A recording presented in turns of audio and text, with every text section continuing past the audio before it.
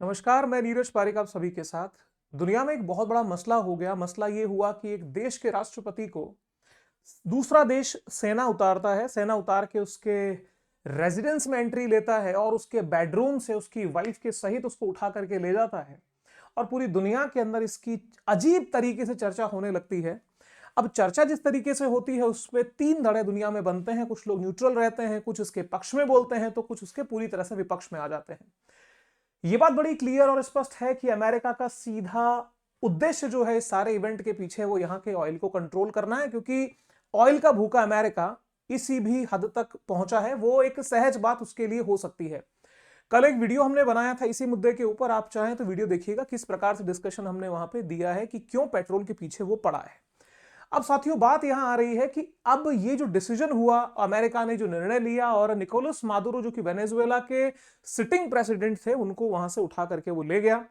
जब वहां पे सुप्रीम कोर्ट ने वहां की उपराष्ट्रपति को कहा कि भाई सत्ता को संभालिए, और वहां की सत्ता संभालने के बाद उन्होंने एक स्टेटमेंट दे दिया वहां के उपराष्ट्रपति ने कि भाई निकोलस मादुरो को जल्दी से जल्दी रिहा करे अमेरिका, उनके साथ में दुर्व्यवहार नहीं होना चाहिए। तो ट्रंप फिर धमकी दे देते हैं कि तुम्हारा भी हश्र इससे बुरा होगा, यूएस के अलाइन होकर के चलिए। अब बात यहां आ रही है कि अमेरिका जितना प्रोएक्टिवली इसके कड़े शब्दों में इससे बात कर रहा है और वेनेजुएला के कॉन्टेक्स्ट में डिसीजन ले रहा है, तो बात यह है कि इंडिया की तरफ से क्या निर्णय होना चाहिए। भारत की सरकार जो है वो इस पे एक न्यूट्रल स्टैंड लिए खड़ी है, जिसकी आलोचना की जा रही है कि भाई भारत को यहां पे लोकतांत्रिक मूल्यों के पक्ष में बोलना चाहिए।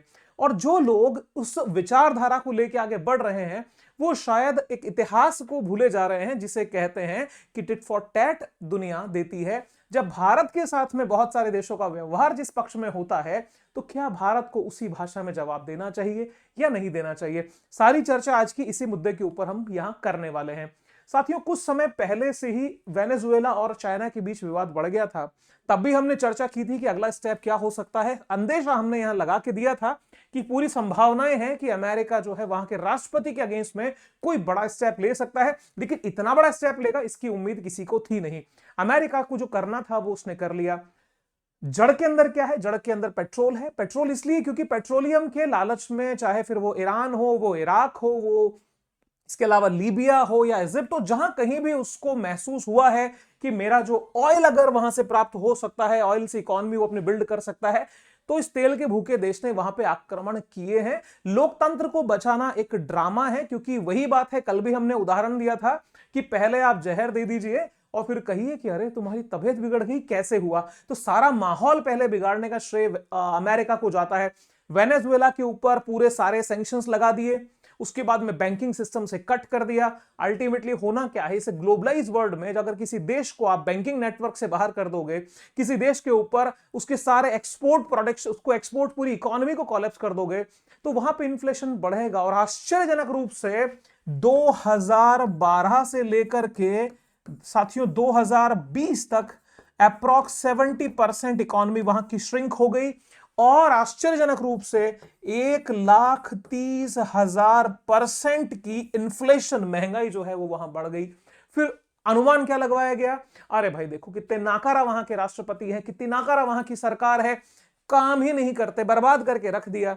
तो सर, बर्बाद करने के पीछे कौन था ये देखिए। लेकिन जनता जनता होती है, जनता भी विरोध में आके खड़ी हो गई। अब यहां पे आप थोड़े से मैट्रिक्स को समझिए कि डोनाल्ड ट्रंप का लालच बड़ा क्यों है। क्योंकि रूस जैसा देश के पास में 80 बिलियन बैरल के ऑयल रिजर्व हैं। अमेरिका के खुद के पास 55 बिलियन बैरल का रिजर्व है। तुलना करिए सारे आप ईरान से, सऊदी अरेबिया से या चाइना से, तो वेनेजुएला का मैक्सिमम 303 बिलियन बैरल का, अरब बैरल का ऑयल रिजर्व इसके पास में है। और जो पर डे कई मिलियन बैरल निकाला करता था, वहां पे सिर्फ 4 लाख बैरल पर डे तेल निकल रहा है, विच इज नथिंग। अब यहां पे लालच तो है कि सारे यहां पे इसके ऑयल रिजर्व को अपने कंट्रोल में किया जाए। अमेरिका इसके ऊपर एक्शन ले चुका है, वो कर चुका है। अमेरिका ने यहां पे विचार किया कि भाई आखिर में हमें क्या करना होगा, किस स्टेप को लेकर के हम जाएं। साम दाम दंड भेद की नीति आपने सुनी है। अमेरिका ने बहुत शुरुआत से एक एक चरण बढ़ाया, बहुत कोशिश की कि निकोलस मादुरो हमारी हमें यहां मिलाए, लेकिन जब नहीं मिलाया गया तो नतीजा क्या हो गया, सीधा इनको अरेस्ट किया, डिटेन किया और अपने देश में लेके चले गए। आप जरा याद करिए स्थिति को कि जिस समय पे 1950 के दशक में ईरान के अंदर वहां पे मोहम्मद मोहसिद्दीक की सरकार, जो लोकतांत्रिक सरकार, चुनी हुई सरकार होती थी, अमेरिका के साथ में बड़े अच्छे रिलेशन हुआ करते थे, लेकिन जब सरकार ये निर्णय लेती है कि भाई हम अब पेट्रोलियम सेक्टर का नेशनलाइजेशन कर देंगे, राष्ट्रीयकरण कर देंगे, तो उस समय अमेरिका की पेट्रोलियम कंपनी और बीपी, ब्रिटिश पेट्रोलियम ने मिलकर साजिश की और शाह रजा पहलवी को वहां बिठा दिया और मोहम्मद मोहसिद्दीक की सरकार को गिरा दिया। बड़ा अच्छा ईरान था, ईरान के साथ संबंध बड़े अच्छे थे, क्योंकि शाह रजा पहलवी चाटुकारी करता था, गुलामी करता था अमेरिका की। लेकिन उसके बाद में जब खोमेनी ने वहां पे नेतृत्व संभाला और वहां पे जब सरकार पलटी, उसके बाद में ईरान बड़ा खतरनाक देश हो गया। तो यहां पे भी एक दिन का निर्णय नहीं है, एक लंबे समय की प्रक्रिया है, जिस प्रक्रिया से गुजर के वेनेजुएला के राष्ट्रपति को अंतिम रूप से उठा लिया गया और सीधी धमकी देगी। और अब देखिए हश्र जो है, मुझे तो यह लगता है कि भविष्य इनका भी सद्दाम हुसैन जैसा हो सकता है। बाकी समय बताएगा कि किस दिशा में चीजें जाएंगी। अब साथियों यहां पे बात आई कि जब यह घटना हुई तो वेनेजुएला के बहुत सारे निवासी या उनके जो सरकार के विपक्षी लोग जो अमेरिका में रहते थे, उन्होंने बड़े वहां पे जश्न मनाए। न सिर्फ अमेरिका में बल्कि वेनेजुएला में भी लोग खड़े हुए और अमेरिका को थैंक्स कहा, ट्रंप को थैंक्स कहा। कारण क्योंकि अपनी अपनी विचारधारा है, अपने अपने विचारों के हिसाब से लोग समर्थन और विरोध का अधिकार रखते हैं। लेकिन यहां पे हमें क्या सोचना होगा, हमारी सरकार जो निर्णय ले रही है उसके पक्ष में विपक्ष में बोलने से पहले कम से कम थोड़ा जड़ों को तलाशना पड़ेगा। यदि किसी देश का साथ हमें समय पर मिला है तो उसके लिए हमें खड़े होना पड़ेगा। कोई यदि हमारा विरोधी रहा है तो हमें उसका विरोध करना पड़ेगा, और अगर हमारे मुद्दों में कोई न्यूट्रल रहा है तो हमें भी न्यूट्रल ही रहना चाहिए। यह यथार्थवाद की राजनीति कहती, क्योंकि आदर्शवाद की राजनीति की जगह वर्तमान वैश्विक व्यवस्थाओं में नहीं है। और गलत होगा ये शब्द यदि मैं वर्तमान शब्द का प्रयोग करता हूं, क्योंकि यथार्थवादी नीति के हट के यदि आप आदर्शवादी आइडियलिस्टिक अप्रोच इंटरनेशनल रिलेशन में अपनाते हैं तो घाटे की संभावनाएं बहुत ज्यादा होती है। आपके विचार का वेलकम रहेगा, कमेंट बॉक्स ओपन है, जरूर बताइएगा कि आप इस मुद्दे पे क्या सोचते हैं। अब साहब आगे आइए, जब भारत के संबंध में बोला गया कि भारत का ऑफिशियल स्टेटमेंट का तो वेट था ही, तो जो प्रवक्ता है विदेश मंत्रालय के रणधीर जायसवाल साहब, वो आते हैं और उन्होंने एक स्टेटमेंट रिलीज किया। जो स्टेटमेंट है वो आपके सामने, थोड़ा इस पे गौर फरमाइए, इसे पढ़िए। लिखा ये देखिए, ministry of external affair government of India की ये प्रेस रिलीज है। लिखा है press release on recent development in Venezuela. लिखा है recent developments in Venezuela are a matter of deep concern, we are closely monitoring to evolving situation. काफी गहरा मुद्दा है और हम इसको बहुत नजदीक से देख रहे हैं। मेन जो बात है वो लिखी है यहां पे, लिखा है India reaffirms its support to the wellbeing and safety to the people of Venezuela. साथियों इसके ऊपर गौर करने वाली बात है, यहां पे गवर्नमेंट या मादुरो या उनकी पार्टी या वहां की रिजीम की चर्चा नहीं है। जो चर्चा हमारे स्टेटमेंट में हुई है that is for the wellbeing of the people of Venezuela, यानी वेनेजुएला के लोगों की बेहतरी की बात आई है।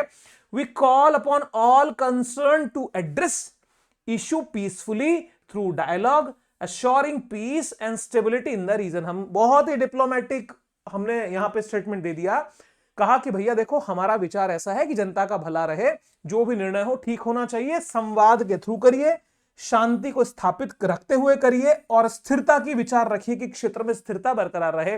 तो यहां पे जो लोग अपेक्षा कर रहे थे कि अमेरिका की उस डिसीजन की भर्त्सना हो, कड़े शब्दों में निंदा हो, जैसे चीन और रूस ने किया है या ईरान ने किया है या नॉर्थ कोरिया ने किया है, भारत को वैसा करना चाहिए। आपको समझना यह पड़ेगा कि भारत की स्थिति चीन जैसी नहीं है, भारत की स्थिति रूस जैसी नहीं है, नॉर्थ कोरिया जैसी नहीं है, ईरान जैसी भी नहीं है।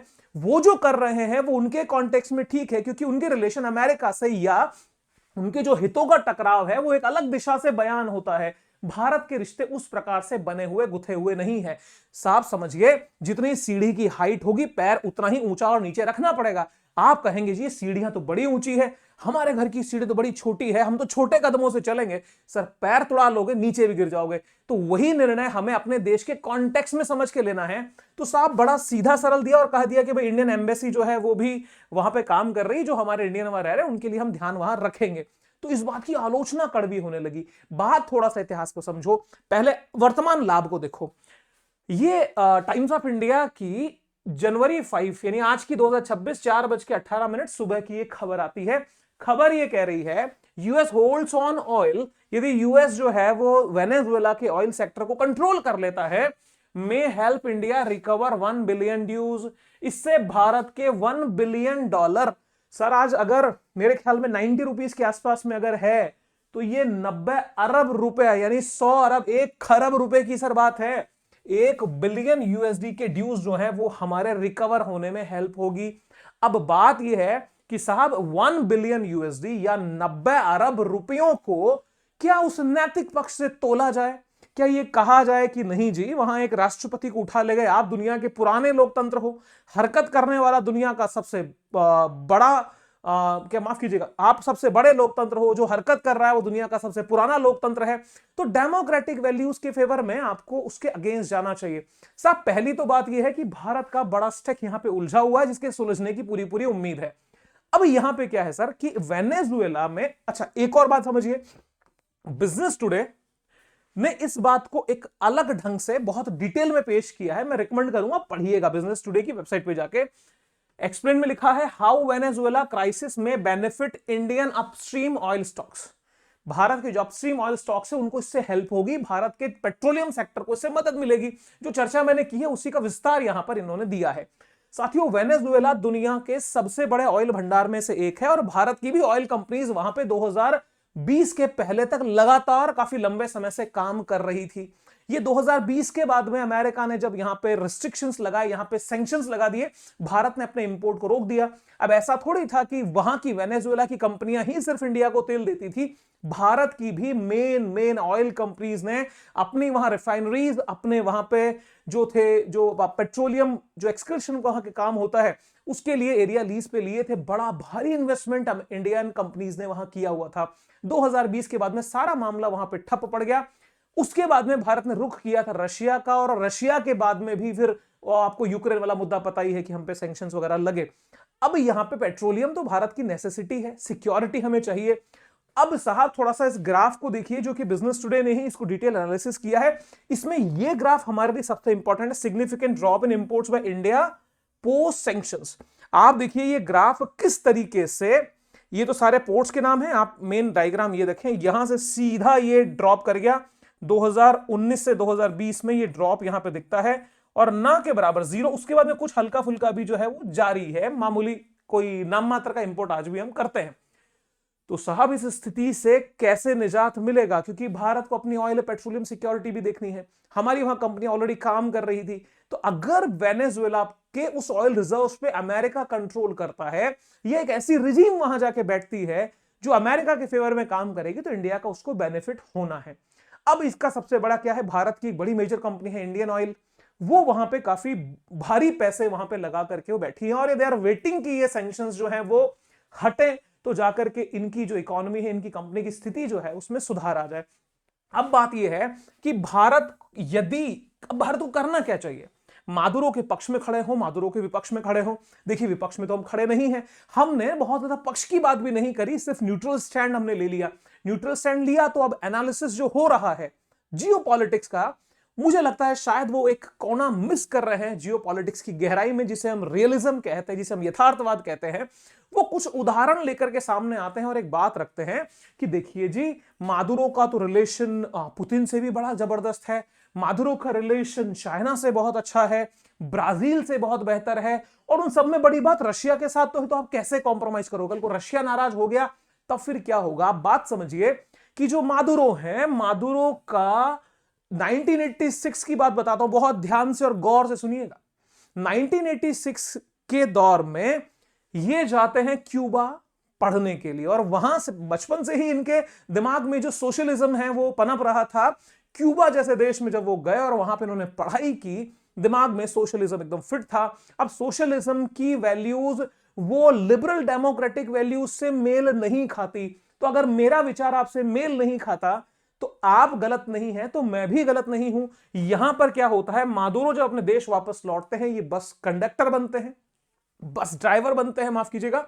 उसके बाद में वहां पे मजदूर संगठनों के लीडर हो जाते हैं, फिर सांसद, फिर उपराष्ट्रपति, और ह्यूगो शावेज 2013 के अंदर अपनी मृत्यु से पहले अपना उत्तराधिकारी निकोलस मादुरो को घोषित करते हैं। याद रखने वाली बात यह है कि जो पॉपुलैरिटी, जो लोगों का लगाव, वहां के वेनेजुएला के लोगों का लगाव ह्यूगो शावेज ने पाया था, उतना समर्थन कभी भी निकोलस मादुरो को नहीं मिला, लेकिन उन्होंने उस स्थिति को बरकरार रखा। अब यहां पे क्या होता है, 1999 में ह्यूगो चावेज ने एक सोशलिस्ट रिवॉल्यूशन का आह्वान किया था।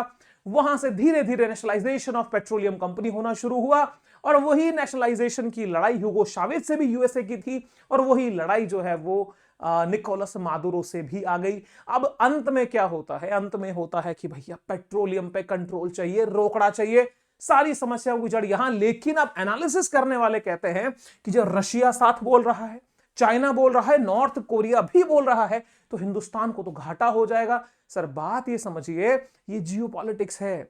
जिस समय पे यूक्रेन के वॉर को इतना बड़ा ड्रामा बना दिया, 2022 से 2025 आज 26 तक ये चल रहा है, और उसके अंत में निकला क्या था, अंत में पकड़ के बिठा दिया और कह दिया यूक्रेन के 2 टुकड़े होंगे। कहा जी आप तो हमारे साथ थे, हमें तो आप क्रीमिया भी दिलवाने वाले थे। बोले नहीं, क्रीमिया को भूल जाओ, तुम्हें खेरसोन, ज़ैपोरिज़िया और जो बाकी तुम्हारे और प्रोविंसेस हैं वो भी देने पड़ेंगे, दिमाग हटाओ, इसके टुकड़े होंगे। तो हुआ क्या, गंगाधर ही शक्तिमान निकला। सर पीछे से पॉलिटिक्स कहीं और चल रही थी, परेशान दुनिया हो रही थी। दूसरी बात, एक ट्रंप ने एक नया ही विचार लाके खड़ा कर दिया, C5 कोर 5 नेशंस की बात करते, बोलते हैं कि दुनिया में ना एक अब नया सेगमेंट शुरू होगा। आप सोचिए, चाइना, इंडिया, यूएस, जापान और रशिया, ये C5 की कल्पना नहीं है, ये आने वाले दुनिया का भविष्य है। और दुनिया का जब भविष्य है तो यहां पे आप सोच लें कि क्या रशिया इंडिया से इस छोटे से मुद्दे के ऊपर कुछ नेगेटिव रिलेशंस डेवलप करेगा? असंभव। जब यहां ये हो सकता है, और इससे होने के बाद में कोलैप्स ऑफ यूरोप की खबरें आ सकती है। दुनिया के यूरोप के बड़े देश ग्रुप बनाते हैं फ्रांस की लीडरशिप में, वो एक अलग ट्रैक पे जाते हैं, इटली और बाकी कुछ देश अमेरिका के साथ खड़े होकर के एक अलग ट्रैक पे चलते हैं। तब वहां पे ट्रंप कहते हैं कि अब यूरोप जो है, यूरोपियन नेशंस अब रिलायबल नहीं रहे, क्योंकि इनकी डेमोग्राफी चेंज हो चुकी है, इनको रिस्ट्रक्चर करना पड़ेगा। इसलिए उसने प्रपोज किया कि अब C5 हमारा नेक्स्ट फोकस होगा। तो दुनिया बदलती हुई है, यथार्थवाद, रियलिज्म जड़ में है, national interest is the priority. अगर नेशनल इंटरेस्ट इनकी प्रायोरिटी है तो हमारी फिर क्यों नहीं। उसी के बाद में एक मीडिया हाउस को इंटरव्यू देते समय स्टेट सेक्रेटरी मार्को रूबियो बड़े एग्रेसिव हो गए। मार्को रूबियो ने बड़ी कड़वे शब्दों में कुछ बातें कही, और उन्होंने कहा कि भैया हमारा जो वेस्टर्न हेमिस्फीयर है ना, पश्चिमी जो गोलार्ध है, उससे दिमाग हटा दे, हम वहां पे चाइना को, रशिया को, ईरान को एंट्री नहीं होने देंगे। वेनेजुएला के ऑयल सेक्टर से क्या करना है वो हम जानेंगे, हमारा काम जानेगा। That is none of your business, उससे आपको कोई मतलब नहीं होना चाहिए। ये खबर आ रही है सर 4 जनवरी की रात को 10:08 की है। This is where we live. ये वो एरिया है भाई जहां पे हम रहते हैं। कौन सा? पश्चिमी गोलार्ध वाला एरिया, हम वहां रहते हैं। Rubio responds to US need to take over Venezuelan oil, want China, Russia and Iran। साहब इन 3 देशों को वार्निंग इन्होंने मुंह से दे दी है। तो सर यहां पे क्या है, हाथी के दांत खाने के और हैं, दिखाने के और हैं। ये सारा ऑयल कंट्रोल की पॉलिटिक्स है जो चल रही है।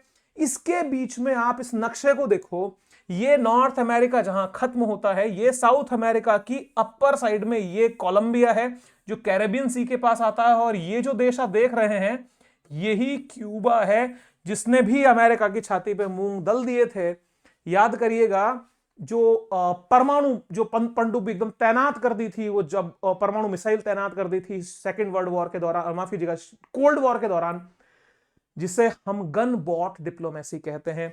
तो मेरे दोस्तों, ये इस पोजीशन को कहते हैं कि भैया हमारे एरिया में एंट्री तुम्हें देंगे नहीं। अब आप इस लोकेशन को इस रूप में देखें तो वेनेजुएला यहां है और यूएस की लोकेशन ये रही, क्यूबा ये रही, तो कोई डिफरेंस डिस्टेंस नहीं है। हर देश अपनी सेफ्टी सिक्योरिटी चाहता है। ये वैसा ही है जैसा रशिया कहता है कि हम अमेरिका के इस प्रभाव को हमारे रीजन में बढ़ने नहीं देंगे। यूक्रेन हमारा नेबर है, तो जो नाटो का ईस्टवर्ड जो मूवमेंट है, पूर्व की तरफ जो नाटो बढ़ रहा है, वो हमें नाकाबिले बर्दाश्त है। तो ये वैसा ही है जो ये कहते हैं कि हमारे रीजन में रशिया, चाइना और ईरान के लोगों को एंट्री नहीं देंगे, हम जानेंगे हमारे एरिया में कैसे डील करना है। आप इस आश्चर्य से और देखिए, ये वो देश है, पहले भी डेनमार्क के पीछे पड़े थे ना, डेनमार्क को बोल रहे थे ना कि ग्रीनलैंड हमें चाहिए, कल फिर बोल दिया है और कहा है मुंह खोल करके कि हमारी सिक्योरिटी के लिए आप हमें ये ग्रीनलैंड आप हमारे हवाले कर दीजिए।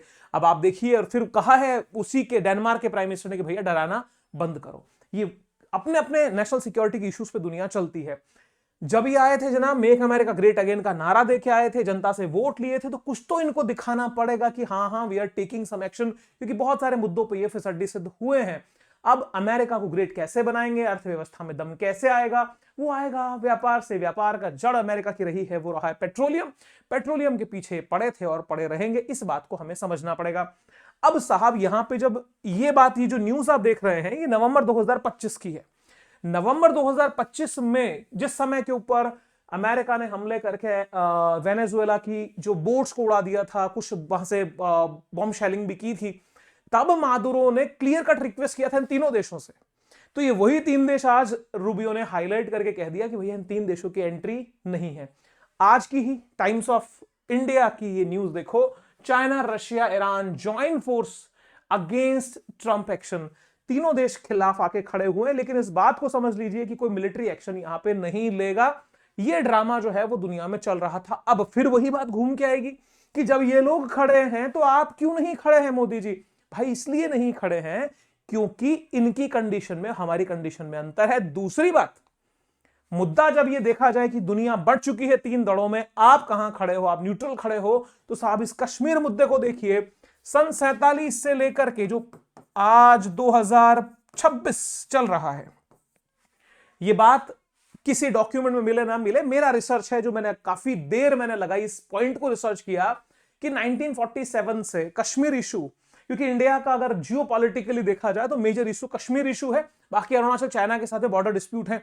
उन इश्यूज पे वेनेजुएला ने कब क्या डिसीजन लिया, आज तक की हिस्ट्री में उसने कभी भी भारत के पक्ष में आकर के बयान नहीं दिया। उसने न्यूट्रल बयानबाजी करी है कि भाई ठीक है, दोनों देश आपस में सहमति से चलें, लाइक वो सारे बयान हैं जो कि कहने सुनने में बड़े अच्छे लगते हैं। तो फिर हमने क्या गलत कर दिया? हमने भी वही किया जो कहने सुनने में बड़ा अच्छा लगता है। आपने अगर हमारे समर्थन में कभी आए होते तो साहब आज आपको तोहफा मिलता, निश्चित रूप से भारत आपके साथ में खड़ा होता। आज आपने हमारे मुद्दे पे इस 50-70 साल में आज तक कभी आपके जबान से मुंह नहीं निकला भारत के पक्ष में बात, तो भारत से दुनिया उम्मीद करे गलत है। और दुनिया को छोड़िए, भारत के अंदर ही यदि सत्ता को इसलिए कटघरे में खड़ा किया जाए कि आपने उनका साथ नहीं दिया लोकतंत्र होते हुए, तो साहब नहीं दिया जाएगा। ये वो भारत है जो टिट फॉर टैट करेगा। ये भारत वो भारत नहीं है जो हाथ खड़ा किया और सरेंडर है जी। आप बताइए, कोई कॉल आता है विदेशों से, आप बताइए जी क्या निर्णय लिया जाए, ये निर्णय लीजिए, ठीक है जी हमने निर्णय ले लिया। अब ये देश जो है ना, वो कोई सिंडिकेट नहीं चलाता, ये देश कोई पेपर से नहीं चलता कि अखबार को दुनिया के अंदर कहीं से लेटर आया जी ये तुम्हारा लाइन ऑफ एक्शन है, समझ रहे हैं ना? तो ये टिट फॉर टैट है। भारत का फायदा तो है ही $100 बिलियन का, और दूसरा ये पक्ष भी है कि कभी जो देश हमारे साथ पक्ष में खड़ा नहीं हुआ, हम उसके साथ में खड़े किस लिए होंगे? तो भारत को यह चाहिए कि न्यूट्रल रहते हुए अमेरिका से अपने संबंधों को नॉर्मलाइज करे, जिससे हमारे सैंक्शंस में कमी आए, भारत का व्यापार ठीक से चले। भारत की और रशिया की दोस्ती को लेकर अगर कोई कम बुद्धि लगा के सोचता है कि इस छोटे से मुद्दे से इन दोनों देशों की दोस्ती में कोई फर्क पड़ेगा, तो वो जियोपॉलिटिक्स या तो नहीं समझता, और अगर समझता है तो उसका नजरिया जो है वो किसी विचारधारा से प्रभावित है। यहां पे तो कोई फर्क पड़ने वाला नहीं है। ये एक नैसर्गिक मैत्रियां कुछ होती है, ये उनके उदाहरण है। तो भारत को संबंध रशिया के साथ साथ में अमेरिका से भी नॉर्मलाइज करते हुए आगे बढ़ना है। और हां, हमारे जो ऑयल सेक्टर है, ऑयल सेक्टर को मजबूत करने के लिए वेनेजुएला का कंट्रोल यदि अमेरिका अपने पास में लेता है, अमेरिका से मतलब है कि वहां अपने पक्ष की सरकार बैठाता है और वहां का ऑयल प्रोडक्शन रीस्टार्ट होता है, तो भारत के लिए, अर्थव्यवस्था के लिए काफी मजबूत ये सहयोगात्मक जो है वो इवेंट बनेगा। आपका विचार क्या है? कमेंट बॉक्स ओपन है, एनालिसिस कैसा लगा बताइएगा। और हाँ, एक शिकायत आपकी जरूर रहेगी कि सर बहुत दिनों बाद वीडियो आया है, तो इसके बारे में कभी और चर्चा मैं करूंगा। बट हाँ, अभी ये क्लासेस सारे हमारे सेशन रेगुलर होंगे। सब्सक्राइब कीजिएगा, जुड़िएगा इस जियो पॉलिटिकल परिवार के साथ में। Wish you very happy learning. जय हिंद, बाय बाय।